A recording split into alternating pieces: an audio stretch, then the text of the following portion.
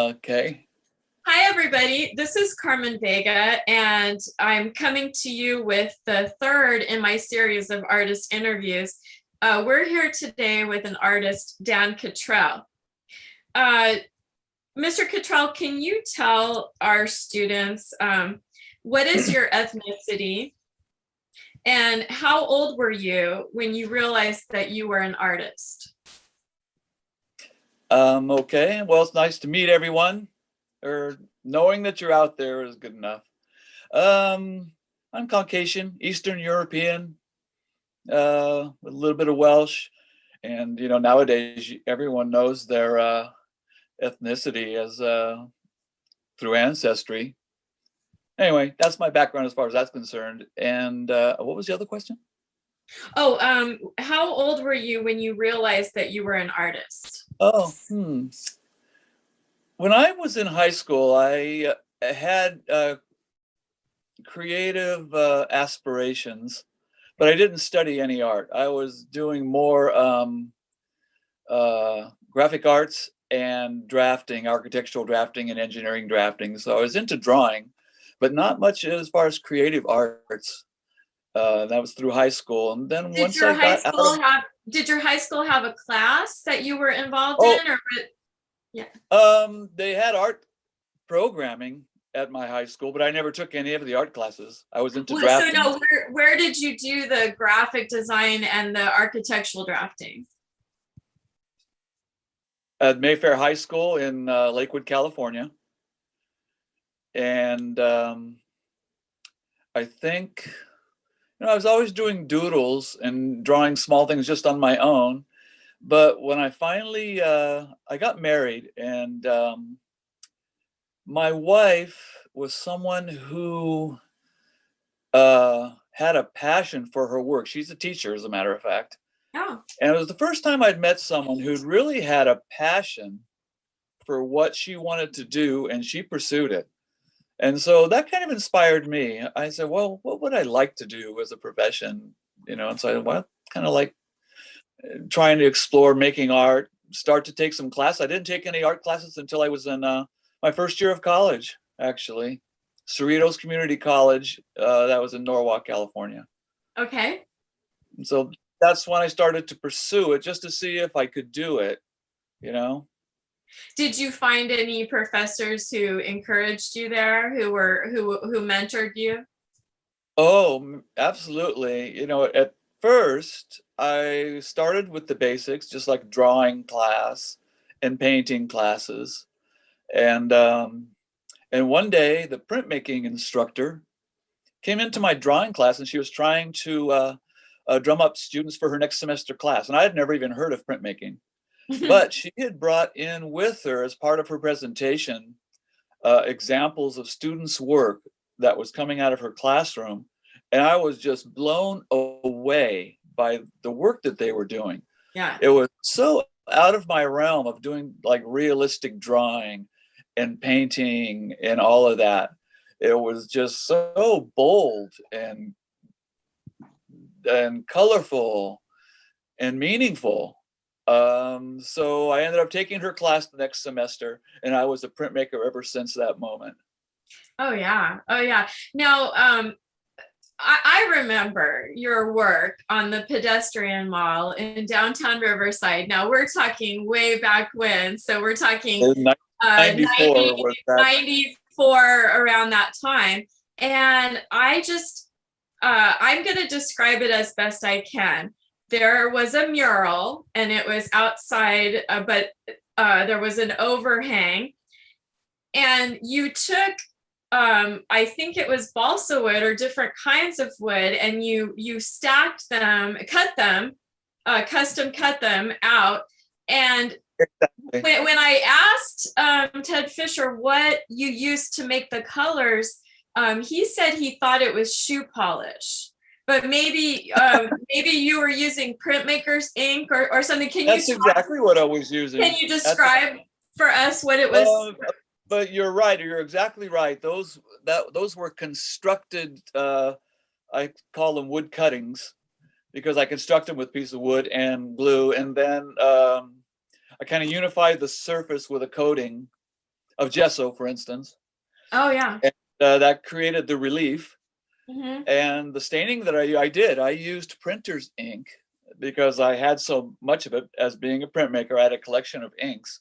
And the pigment in printer's ink is super powerful. You can Mm-hmm. break it down with linseed oil or a solvent and make these translucent stains. So that's what I used to Oh stain the wow. color on Wow. that girl. Now, did you think that people walking down there would touch your piece, your work? I mean, it was outside and they could if they wanted Oh, to. Did you most expect that they would feel oh, it? most definitely. That, you know, when you have what is called bas relief, the Mhm. layers,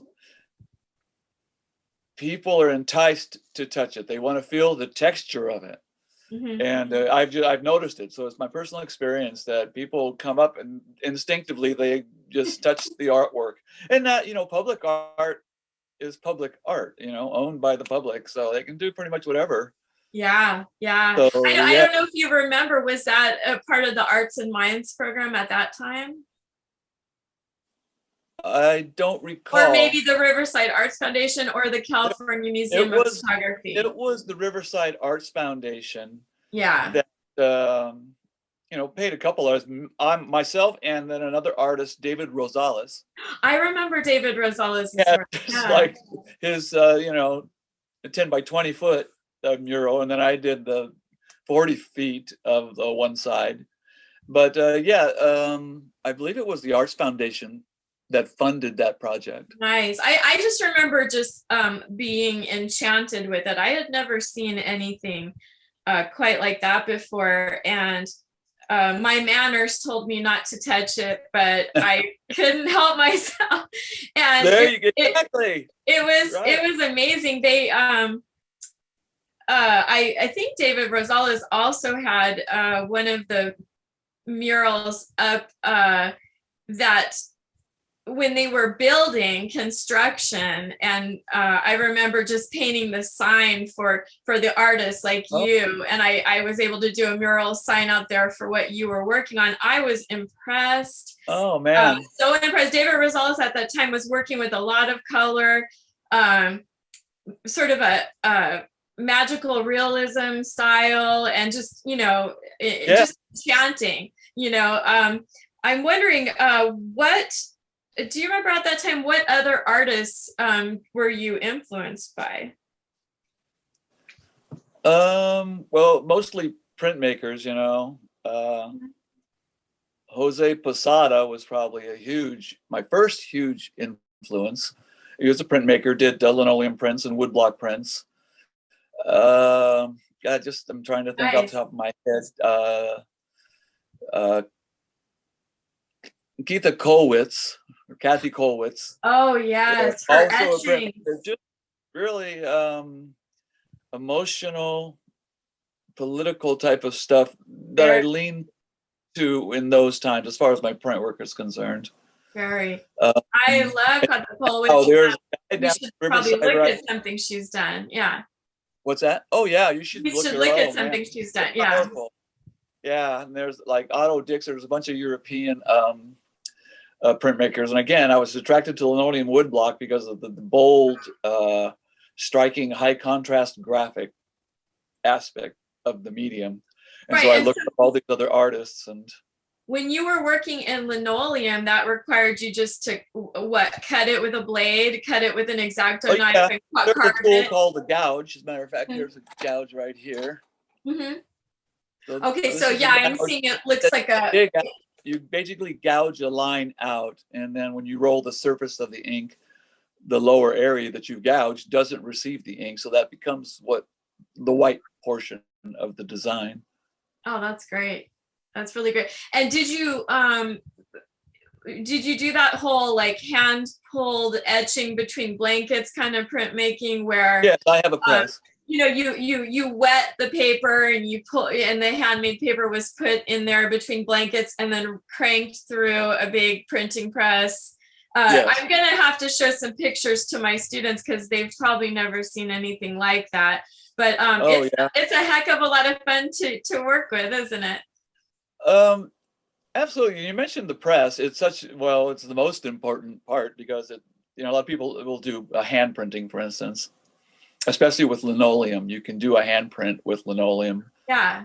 But when I took the printmaking classes, we had a room full of students. There was some camaraderie there.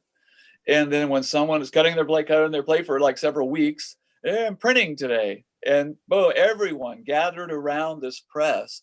It was like a ceremony, and they do their first print, and you put it down, and then the blankets and the paper, and then you like crank it through, and it was just so exciting and quite shocking when you see that print for the first time.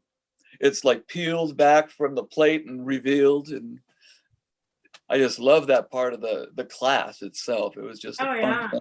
Well, I Great. mean, at that time, I know we had desktop computers, but when I worked at Emerald Art and Graphics at a design company, we just were starting to do, we would drive to Riverside, get the typeset, come and paste it up run it through a waxing machine and paste it up with T-square and triangle, and create your Oh yeah. magazine or whatever it was, and do a lot of darkroom work and then bring that over. But I just know that printmaking and etching uh were still the standard, what people were using to make prints, like lithography and so Yeah. forth. It must have been really interesting to see that evolve into what you do now. What is it? What's your process? What's your method that you do now? Um, Usually when I'm making a print these days, it's a response to something. And so I'm constantly from these days with my computer, I'm constantly, voicemailing myself things that I've seen, and stuff that I've heard, or something that I want to say, and then that kind of drives my imagery these days. And another thing, I'm working fairly small. I used to work large when I had access to the school press. It was a huge thing, 8 by 4 feet. Yeah. And now I have kind of a smaller press that accommodates, a smaller page, but I'm more interested in the illustration and not the grandiose print. I kind of like an illustrated, almost like book illustration, teacher Yeah. design tattoos. That's what I'm doing these days with my illustrated stuff, Now, CD covers. correct me if I'm wrong. I have seen you do some outdoor installation art, and I've seen maybe that you go to I don't know what you would call it, like art fairs where you set up a booth and you're out there meeting your patrons. I mean, talk about that a little bit. Yeah. Um, so the times when I was in Riverside, I was just starting to turn. That was, matter of fact, Riverside was my first membership in an artists community.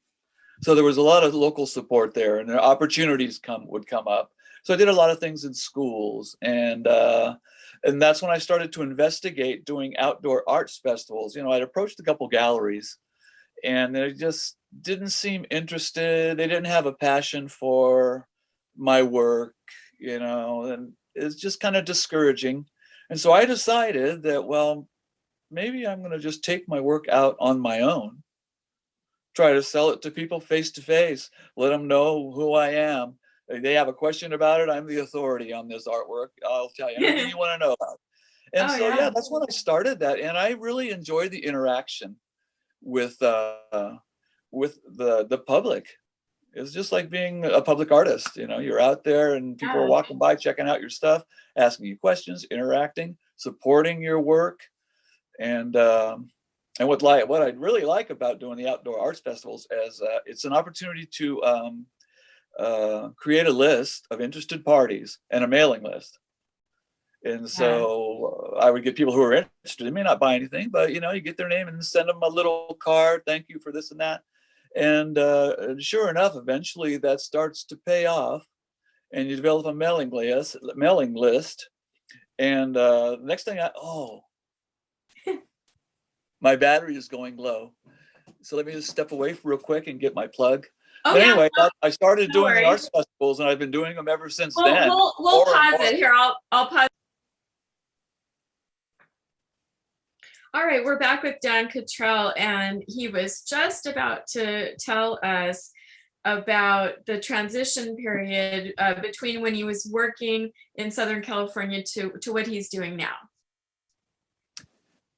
Right. So born and raised in Southern California, and so moving to Washington was a big step.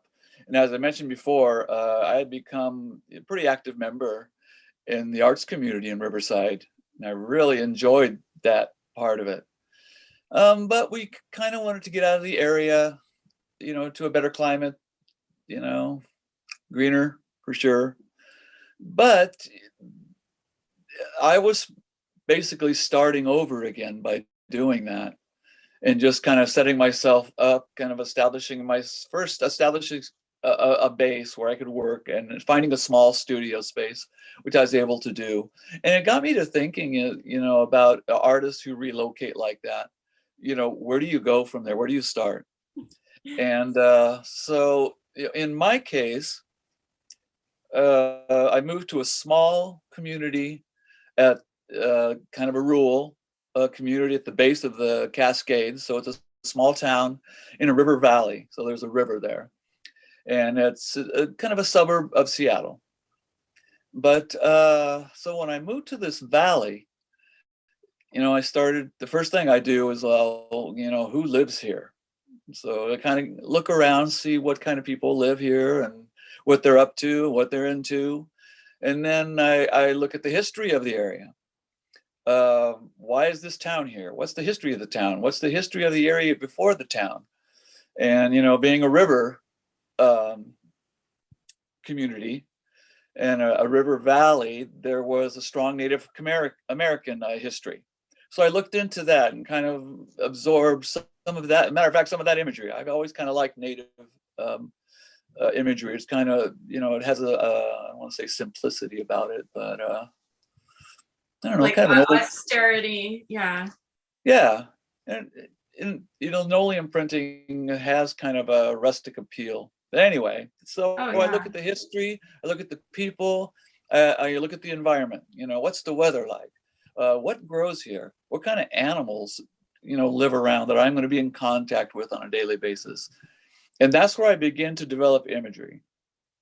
And that is where I begin to develop a connection to the people in my community who are interested in art and are, want to support artists.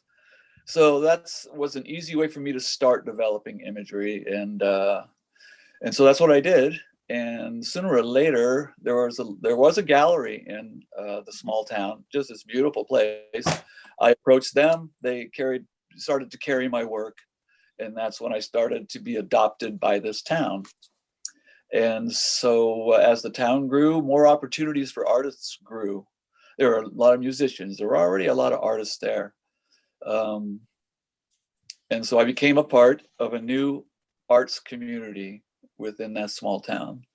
And it's given me a lot of opportunity. I got a lot of support, and it's grown over the years. So I can tell by listening to you that you're just inspired by the natural world. You're inspired by nature and animals and people and community. I'm interested, can you talk a little bit about the pieces that you carved out of tree stumps that were already there, in place? Again, that was such an amazing event. So I lived in a small town, and we had a big windstorm. They were pretty regular, but a big windstorm came through. It was particularly heavy, and all kinds of trees went down, and all the wires and electricity went out. And so it was, this was in 2006. Trees went down, and it was right before Christmas. 2 weeks before Christmas, we were out of power, and it was cold, below freezing temperatures. Oh. And oh yeah, it was really a rough time. And we had only lived here, you know, like 5 years. And so we were busy just getting through that, and the community kind of, you know, coming up, you know, showing support for each other. And when I knew we were starting to come away from, you know, this tragedy, they would cut the trees off right at the road's edge, so that they could at least get the road cleared, get the wires up.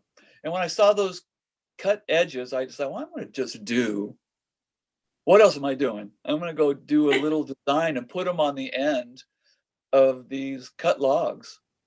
And at first it was a big mystery, and everyone was like, oh man, look at that. I came upon these things, and who did them? And so it was a big mystery to everyone. And I ended up doing quite a few, just all because there was so much damage around. I was able to do like, I think I started with 16 different installations like that. So you were like Banksy, like a mystery public artist that would just pop up pieces here and there, and you got a buzz going, and you it sounds like you really enjoyed intriguing everybody in the area. Oh yeah, I love that part of it. It's exactly like that. It's a guerrilla art, unsanctioned. I just go out and do it. Private property, or don't I just, you know, but no ever complain. It's no different than tagging something, actually. Yeah. But I would do it, and it created this buzz because people were so curious. They would say, I drive that road every day, you know, 5 days a week, and I see these things. I've never seen anyone out there doing these things.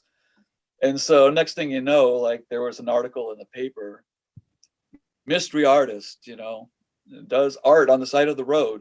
And so people say, oh yeah. And I think it looks like a local TV station got a hold of that story, and it says, okay, so they did this feature on it. And said, anyone know who's doing this? And of course, wow. one of those people who knew me says, oh yeah, he's, you know, Dan Cautrel. He lives out in Dubon. And so the news came out, and he followed me around to see some of the places.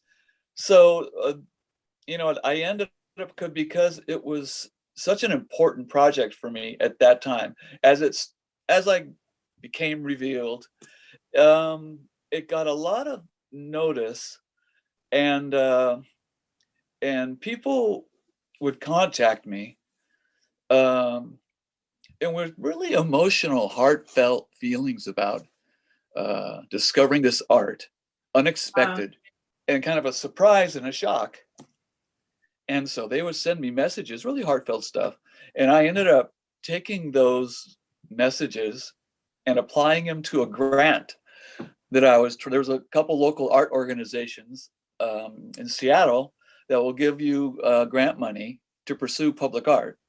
And so I sent in an application, and they ended up supporting my work. Great. So I ended up getting a couple grants to support it. And at that point, I ended up doing a bunch. I was starting to look and search for places outside of my community. Yeah. And sure enough, it just became such a big project that I ended up kind of giving it a title, offeringstothewInd.com. That's what the title is, but it actually there was a blog involved that was required for the grant money. Yeah.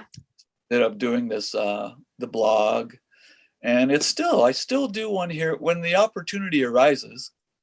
I still go out and just do one. It's fairly simple, and the designs are simple also. They're nothing really. Now, how are they holding up over time? Or maybe they were meant to, you know, go to detritus over time, but how are they holding up? And then do you make photographic records of that kind of work? I do record all of the ones that I do. And in this environment, they are definitely a temporary installation. Yeah. Yet, you know, when I do them, I do put a protective coating on them just to add to their longevity. But it's so wet here in the Pacific Northwest. Yeah. Any kind of wood you put out will eventually start to break down. So a lot of them. I think that's so beautiful that it is a temporary installation and people need to go out into nature to see it and to interact with it. I like Yeah, yeah. that. So what was the best advice that you received as a developing artist? Maybe when you were younger, what do you remember guiding principles? Um, I think uh, there was an artist who mentioned using words and adding, like, well, you look at my work and it says, wow, it looks like there's a story there in that image. And I said, well, yeah, there kind of is a story. And so, I went on and on and on. And then he said, you might consider adding part of the story of the piece to the piece. Oh, nice. And so that stuck with me, especially when I had the graphics design background. It's word and image to try to convey something quick and easy to be understandable. Yeah. And I never did care for, the vagueness of art. They just make something and let, the viewer interpret it for themselves. Well, Yeah. I prefer the viewer to know what I'm saying, and then they Yeah. can interpret what I'm saying with the Right. art. Then they can go with it. Yeah. Exactly. I rather point them in a direction and say, now Yeah. you go ahead. And if I remember correctly, you will take requests like for custom work, and people will tell you maybe part of their life story, and you will create in wood or carving, print block, whatever you'd call it. And can you talk a little bit about that and your relationships with the people that request your art? Oh, yeah, that was I did this thing for $100. I'll do a little thing. You tell me a little blurb about, what are your interests, your life, anything. And so they would just give me a little thing and said, well, I'm going to just give it some thought. Whatever pops in my head, I'm making it. And then you have to pay for it. And I put it in a bag. They couldn't see it until they gave me the money. Oh, yeah. Oh, yeah. Yeah. And so I just love that because they'd give me that little thing, and that's all an artist needs to bring the universe down right here. Because when an artist is considering stuff, there are no boundaries. But Yeah. with that little bit of inspiration, there is a boundary, and so you can And design so within. you've made some people happy, and perhaps your work has become a part of their family, or maybe even passed along to children and grandchildren. That's an interesting aspect of making those little things, for instance, those little wood things, that they get passed on. And I've mentioned it to some people that, this is going to be like a family heirloom. You got to treat it well and keep it and pass it on to whoever next, and just goes on and on and on. Yeah. And as a matter of fact, one of my most popular pieces is completely word-based. It was The Reasons I Do the Work. And it was at that time when I mentioned the gallery stuff, where a little disappointed and just wondering if I'm doing the right thing. Anyway, I wrote this long verse, and I forgot what I was going to say about it, but it's one of my most popular pieces. And what was the question again? Maybe that's what I can't remember why I was mentioning that one. Well, it was special to you in some way, and people passed it along, maybe. Oh, exactly. The reason that piece is so popular is because it makes an immediate connection with people just through word associations and what the verse says to them. And in that case, they are free to interpret. But the last line, that was the reason I brought this up. The last line is, I do the work to stay when I must go. And so the things you were talking about, I literally have thousands of pieces of artwork, and just considering all my holiday card things and everything in the sales and all of that, all over the earth. and I'll be dead and gone, but a lot of that work is still going to be around. That will still be there. That's important. I Yeah. love that. That's beautiful. So I was thinking that your process is so on such a very small scale. And when I say that, I mean that your work is quite custom. It's you have small runs, when you make prints, you don't mass produce. And I just wonder, can you talk a little bit about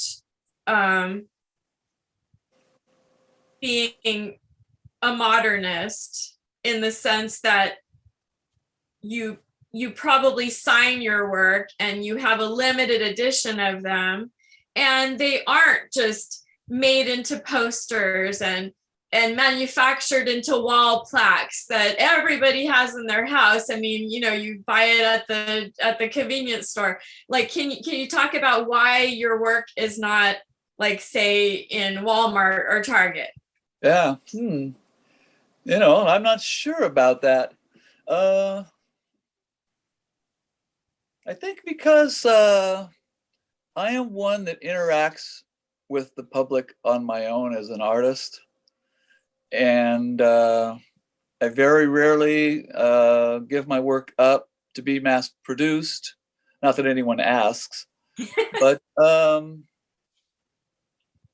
think knowing that I'm in my own community considered kind of a folk artist. I'm not really a fine artist. My work is relatively primitive when you look at it up close. And so as far as me moving into the modern age, I think my work, I think becomes kind of a historical document to some extent. Oh, yeah.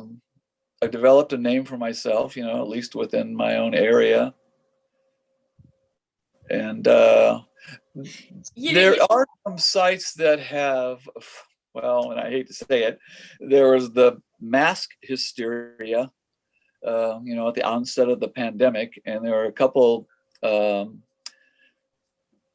think they're called print-on-demand sites, where an artist can put up a portfolio of their work and then select a bunch of different products. Yeah. Where you can have like mouse pads, aprons, shower curtains, let's see, water bottles, hat, just all these different things. I Yeah. a little into that, and then during the pandemic, everyone was taking advantage of the mask culture that we were heading to, and so I ended up putting some of my images on masks, and actually they were quite popular. And so that was kind of fun. I bet they're beautiful. Yeah. And now they're collectors. So I noticed that you mentioned folk art, and I want to just say, for the benefit of our developing artists, folk art very literally means art, of the people, by the people, for the people. It's about, a time and a place when something is created for the people around you. And that doesn't, folk art doesn't necessarily mean that it isn't well thought or well developed or even, well received in galleries and museums. It just, in some cases, it's very much appreciated in galleries and museums, of course. So can you talk about what is one of the significant challenges facing artists working today? Oh, wow. The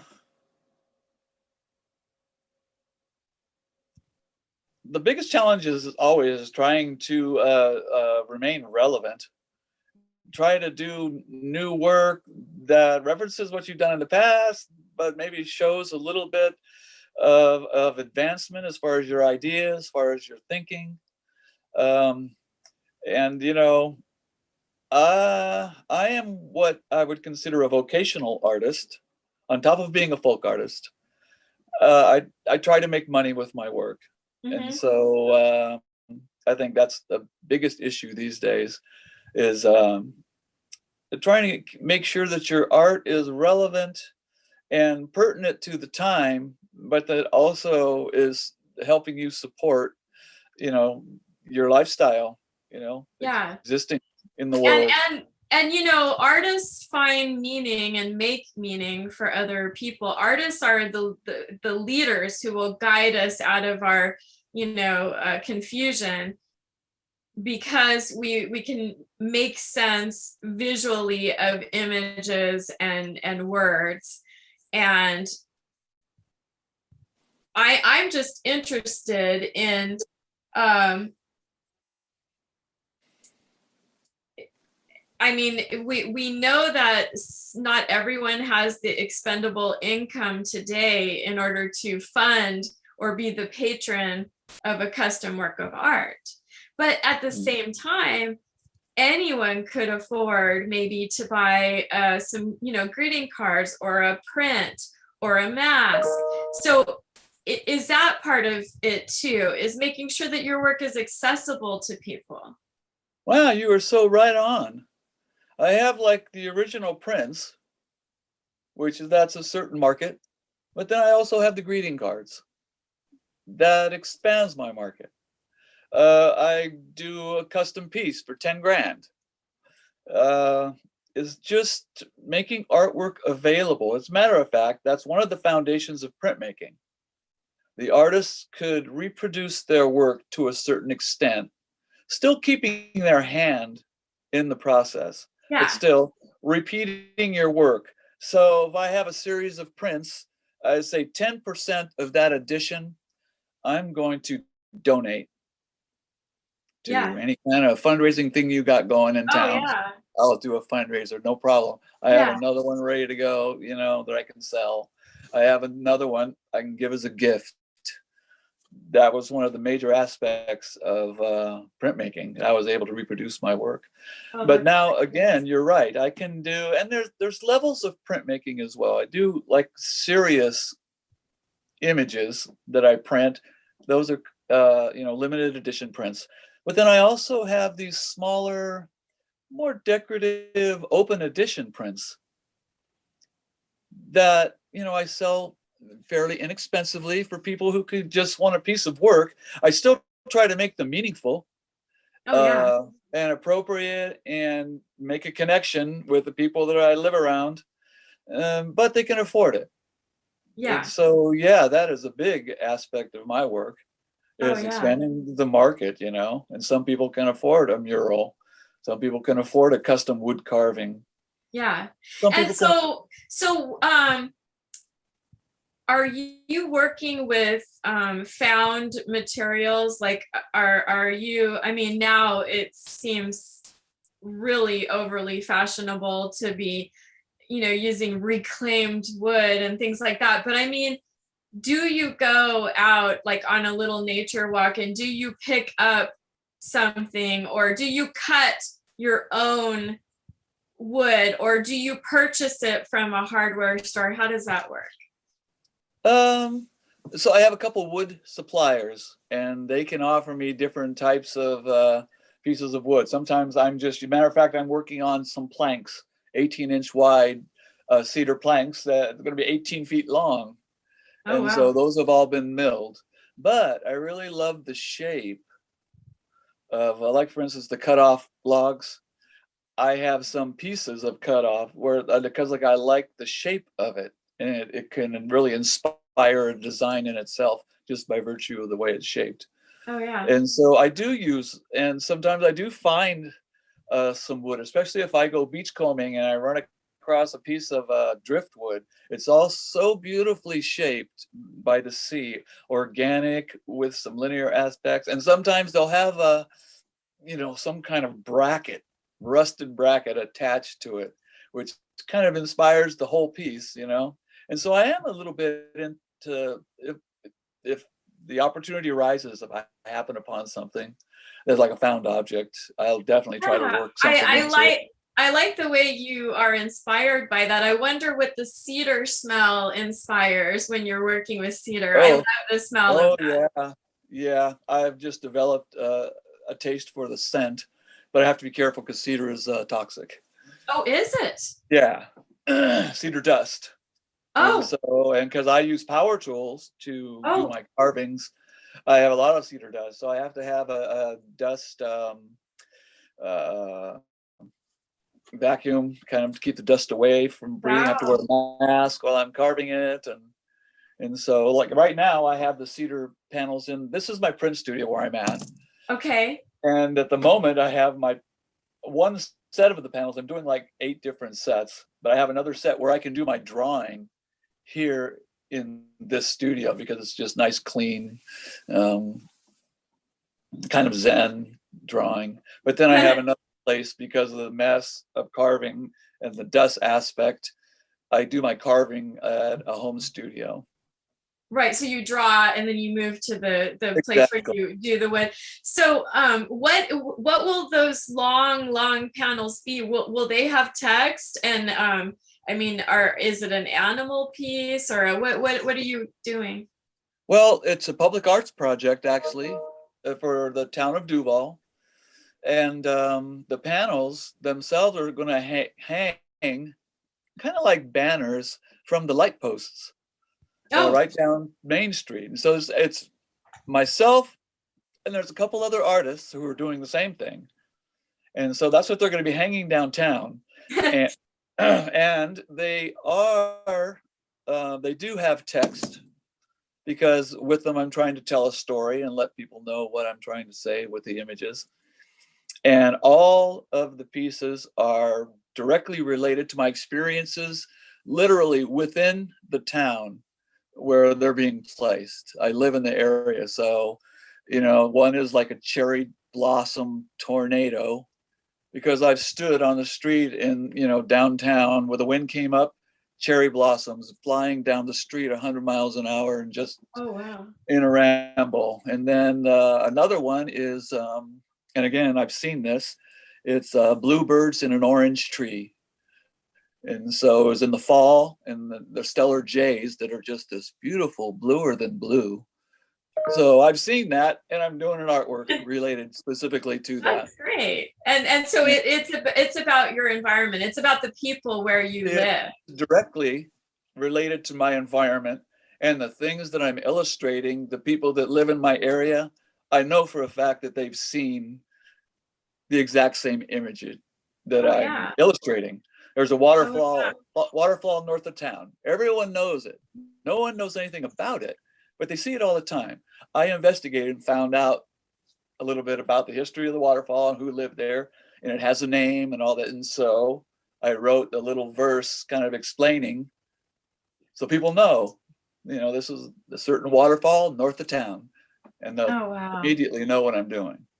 That's So, beautiful. so So most I first of all, I want to thank you so much because um my students are really getting a lot out of this. And I think that any of our developing artists need to hear these stories and understand oh that yeah, they can do it too. They can go their own direction and do their yeah. own thing. I wondered if there was anything that I have forgotten to ask you, including like maybe a website or social media that we should visit you on, that we should include in this video. And then, of course, I would love it if you would select maybe like 10 or 20 images that we can look at while the audio is playing. I think it's really important to see the Yeah. art and see what we're talking about. Oh, absolutely. So I'll try and recall what we've talked about as far as the artworks, because they're all specific, except for the new ones. I have to hold off on those, but I'll probably Mhm. send them along maybe at a later date. I'm still working on them, Yeah. and there was a tight deadline, but because of things being as they are these days, they've extended the deadline for installation till after summer. They're Oh, hoping that's to have a good. gathering and a big celebration with putting everything up. So, Oh, but that's I would say great. if students wanted to see the mural that you were talking about, they should go to my website, which is Okay. www.danielcautrel.com. Okay. Okay. And you see literally everything we've talked about, they can see there from the murals, graphic Wonderful. design. Okay. So I can include some of the art from the website, but I definitely want to be a good example for my students. And Uh-huh. you just never should use an artist's work without their permission. And so I need to get permission for the pieces that you feel strongly about, you want to show. And I don't want to just randomly grab from everywhere and just put it on there. That would not be respectful. So I will defer to you, and thank you Okay. so much. Nope. When do you need those by? Well, when I was working with Tullis and Robles, he just had a bunch, and I wasn't able to, put together the video and the images. I mean, and I wasn't able to show my students until he got the images to me, because of course they go together. So I guess right. whenever you would like for the students to be able to see it, they get so excited that they're going to want to see it soon, Yeah. Well, can I get together for the weekend? Oh, sure. I mean, take your time. I mean, I don't want to rush. I don't want to push you. And I want you to feel good. I want you to feel good about it. And I will send you the link, of course. The link? The link to the video in its finished form. Oh, yeah. Oh, okay. Great. Yeah. So I'll just send the images through email. And I'll look, get the collection. There's some like student work that I did.